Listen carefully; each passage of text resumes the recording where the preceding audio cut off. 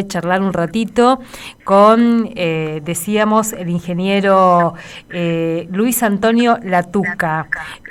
Nos presentaba al ingeniero Gerardo Segovia desde la RAOM, a quien agradecemos también. Ingeniero, muy buenas tardes, ¿cómo le va? Alicia Rivas lo saluda desde la radio de la Universidad Nacional de Misiones.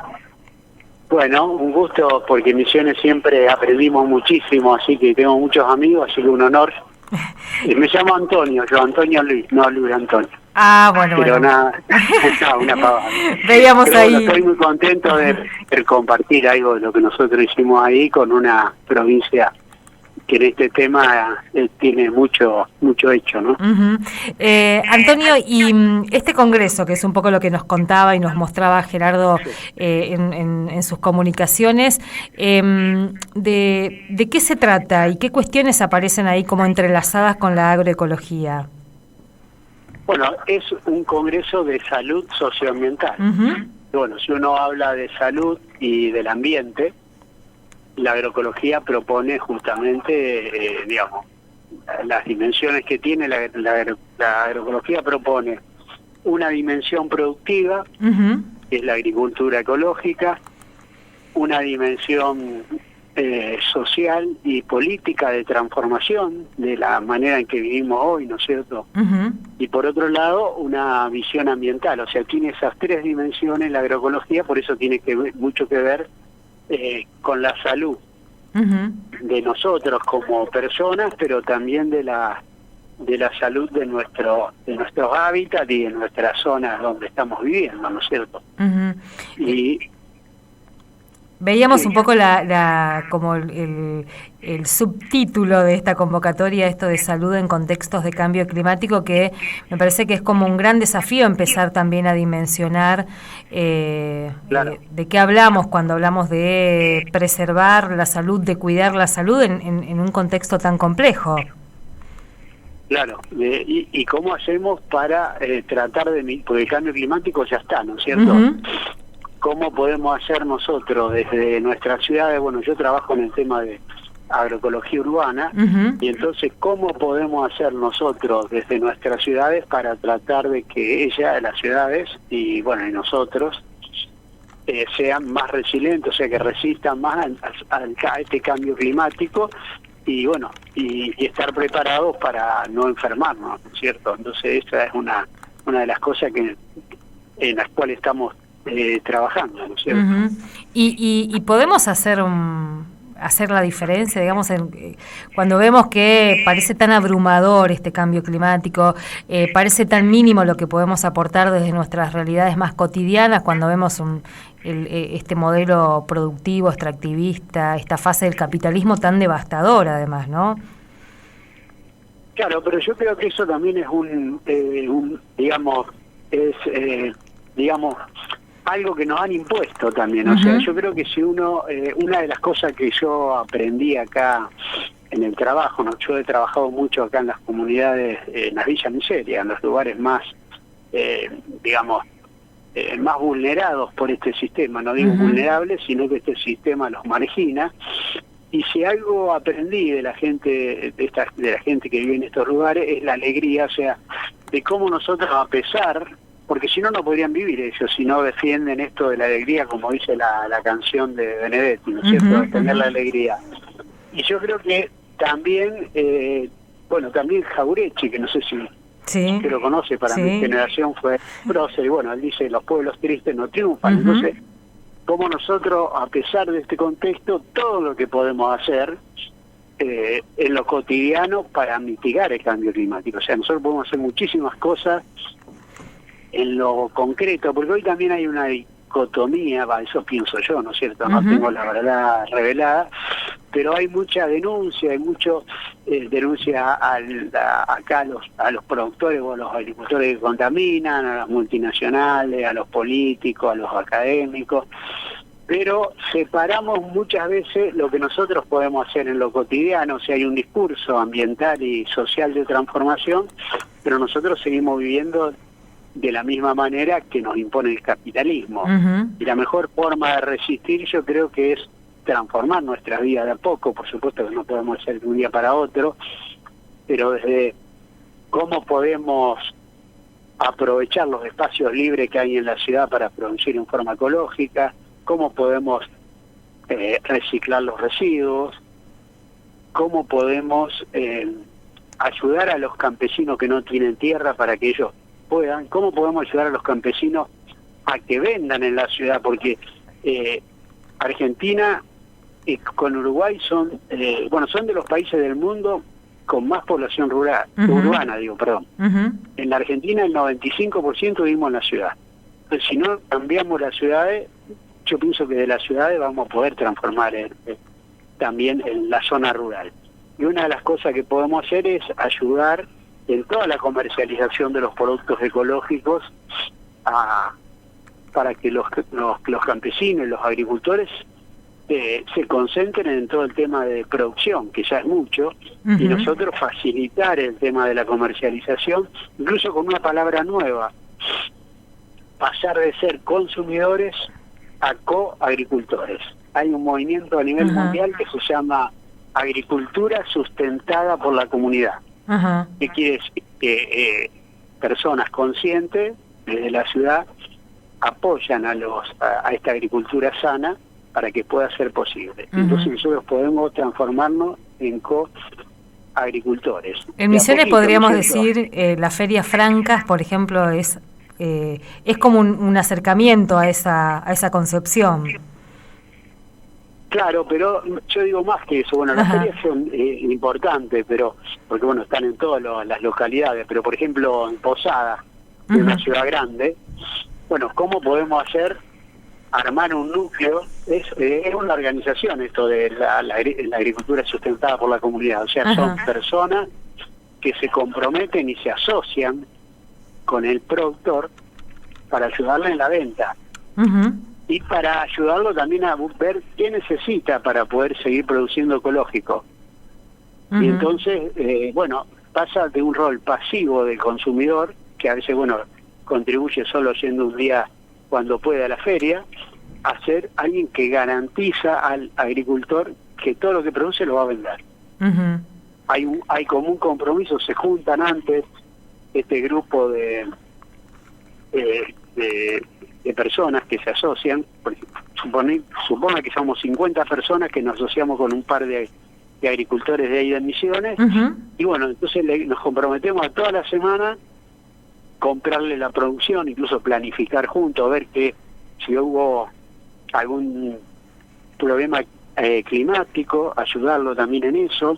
O sea, es algo activo, ¿no es cierto? Y alguna manera de traer el campo a la ciudad. Además es interesante esto porque no estamos hablando de cualquier cosa, estamos hablando de de nuestro alimento, digamos, ¿no? Claro. Y esa posibilidad también de ser parte de ese proceso, de ver qué es lo que se produce, el tiempo, o sea, se produce en esta temporada, se consume esto porque se produce acá. O sea que es más que interesante esa invitación, digamos. Claro, y hay una reciprocidad porque se beneficia, como vos estás diciendo, el consumidor, las personas que comemos esto, porque son cosas de temporada y sanas, porque están producidas en forma ecológica, pero le ayudamos también al agricultor, que muchas veces uno de los temas, sobre todo el tema de las cosas frescas, ¿no es cierto?, que son perecederas y muchas veces no vende todo. Entonces también le ayudamos a planificar. Nosotros somos estos 50 consumidores, yo quiero, por decir teóricamente, ¿no es cierto? Yo voy a consumir toda la semana de enero a abril tanta lechuga, entonces él ya puede planificar cuánta lechuga va a sembrar. Yo me garantizo que siempre voy a tener la lechuga, y él que todo lo que siembra, o un porcentaje grande, va a vender. O sea, le ayuda también a tener un ingreso fijo, porque sabe que otra parte la puede vender por otro lado, pero ya sabe que una parte la tiene garantizada la venta. Entonces, eso es algo muy práctico y muy concreto, que lo podemos hacer entre todos, y hay, como te digo, un movimiento mundial de esto en Europa, en Estados Unidos, en Brasil hay un movimiento grande también de esto, y acá en Argentina estamos empezando, pero es algo que creo que es muy importante, porque nos beneficiamos todos, digamos, ¿no? Antonio, y en un país donde la problemática del hambre sigue estando presente, me parece que es como también muy importante empezar a pensar cómo producimos nuestros alimentos y cómo lo volvemos accesible, claro, a esos sectores más vulnerados. Claro, y cómo podemos hacer que esos mismos sectores, recién acá hubo una mesa justo de este tema, ¿no? Y una persona de Brasil contaba cómo también los medios le dicen al campesino que no puede producir y a lo mejor va a comprar cosas a otro lugar, ¿no es cierto? Estamos hablando de las cosas cotidianas, ¿no es cierto? Y entonces también cómo podemos nosotros volver a mostrar todo lo que podemos hacer de producción dentro de la ciudad. También cómo podemos trabajar, acá también hubo esto de las cocinas solidarias, cómo podemos hacer también para que haya comedores solidarios, que muchos surgieron en la pandemia, cómo hacemos para sostenerlo, cómo hacemos, como decir, para producir también alimentos sanos y que estén disponibles para la mayoría de las personas. Así que tenemos una infinidad de cosas que podemos hacer y pasar a veces de... bueno, yo tengo unos cuantos años ya, pasar de la denuncia. Hay un amigo mío que dice, nosotros ya predicamos mucho a las acciones, a ver cuántas acciones podemos hacer concretas. Las denuncias las vamos a seguir haciendo, hay un montón de gente que está haciendo denuncias, pero cómo podemos hacer cosas concretas que transformen lo cotidiano, nos transformen a nosotros y transformen nuestro entorno, ¿no es cierto? Además, esto que planteaba al comienzo usted, ¿no? Porque hay como un discurso fatalista de que ya no se puede hacer nada, de que hagamos lo que hagamos, esto no va a cambiar, y que nos predispone muy mal eso. Claro, nos inmoviliza, o sea, te da a decir, bueno, entonces, ¿cómo podemos hacer, digamos, a pesar de que hay una desazón, pero cómo podemos, a pesar de eso, juntarnos con pares que empezamos lo mismo, con otras personas, ver toda la gente porque la mayoría de la gente no quiere vivir más como estamos viviendo. Entonces, ¿cómo creamos cosas concretas que también animen a otro? Nosotros acá tenemos una cosa muy importante que hemos logrado después de muchos años de trabajo, que son los parques huertas dentro de la ciudad, que son huertas muy lindas, que parecen un parque, y cómo hoy en esos lugares quedan basurales, a partir del trabajo también de una política pública que acá tuvo el municipio y un equipo técnico y ONG y un montón de gente que trabajó, no es de un día para otro, pero porque la idea de esta Parque Huerta surgió en el 2002, en la crisis del 2002. Recién pudimos hacer el primero en el 2008, porque se necesitaba tener la tierra, están en lugares al lado de los arroyos, al lado de las autopistas, lugares, al lado de la autopista que era de la Nación pasó con un convenio al municipio de este lugar, y bueno, y hoy, después de tantos años, estoy hablando del 2008, mucha gente pensaba acá no podemos hacer nada, porque está todo, digamos, había escombros, había basura, y hoy uno si va, es donde la agroecología con todos sus componentes, o sea, la biodiversidad, las aromáticas, los árboles, está viva, no hace falta casi explicitarla porque está la parte técnica de la agroecología, está ahí. Y también la parte social, porque están también los compañeros que trabajan y venden sus productos ahí en la feria. Y bueno, entonces hay muchísimas cosas que nosotros podemos hacer en los cotidianos, que a lo mejor tardan, pero podemos empezar ya en este proceso de transformación que ya es sanador. O sea, ya trabajar la tierra es sanador. Yo acá, en una época, siempre cuento esta anécdota, una de las señoras me decía, don Antonio, el trabajo de la tierra me abuena, incluso que creó una palabra, ¿no? Pero es verdad, hay incluso un trabajo de Naciones Unidas que dice que el trabajo de la tierra es lo que más ayuda a las personas que tienen problemas de salud mental, a las personas adictas. No es mágico, pero ayuda, es la actividad que más ayuda a superar esas actividades. A mí me impresionó mucho también el relato de una persona que está detenida y que tiene un régimen muy complejo de detención, pero tiene 40 minutos por día para acceder a una huerta que lo empezó a gestionar desde la nada misma, y cada vez que la visitamos, esa huerta está cada vez más viva, digamos, más grande, y siempre dice esto, ¿no? Que es como, si no fuera por ese espacio, no tendría ningún tipo de salida, ningún tipo de... Claro, y no tendría conexión con la vida, Sí. por eso digo, la huerta en la ciudad, que se han vuelto cada vez más mecánicas, más frías, más despiadada incluso, y bueno, es una forma de conectarnos con la vida, con las estaciones del año, con los tiempos que son otros, viste, cada uno vive corriendo, buscando, y bueno, el trabajo de la tierra te hace calmar, te hace pensar. Las plantas tienen un ritmo, por más que vos quieras que crezca más rápido, no crece.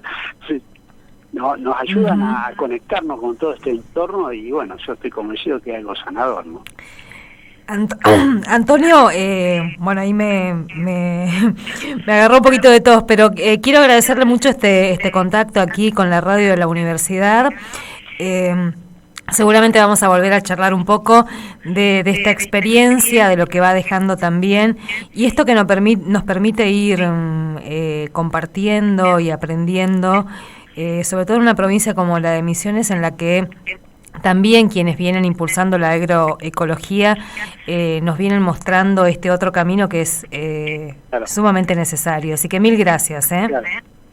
No, gracias a ustedes y la oportunidad de poder compartir, y bueno, estoy a disposición en algún momento, si les interesa nuevamente podemos conectarnos. Buenísimo. Así que gracias. Muchas gracias. Hasta luego. Saludos ahí a todos los misioneros. Muchas gracias.